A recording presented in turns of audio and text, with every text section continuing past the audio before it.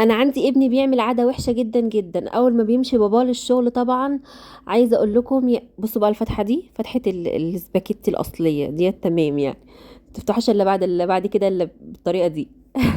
بصوا بقى، ابني مدمن حاجه اسمها اندومي حقيقي بجد، وكل ولادنا على فكره كده واحنا كمان. بس بصراحه بيبقى مضر جدا، فانا بعمل له اندومي في البيت بنفس بتاع بره بالظبط تمام، بس طبعا من ورا ابوه.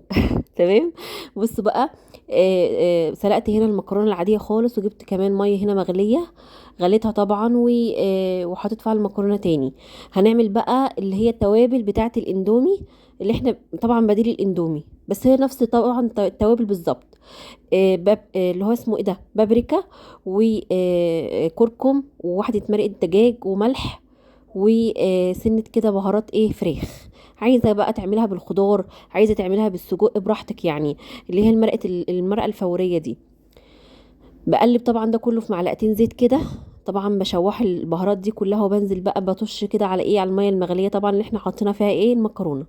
وبصوا بقى هتدوق احلى اندومي في حياتكم بجد والله العظيم، وصحي جدا وحاجه تحفه. مش حاجه صحيه قوي قوي عشان فيها مرقه دجاج وكده، ولكن برضو احسن من بتاع بره مليون مره.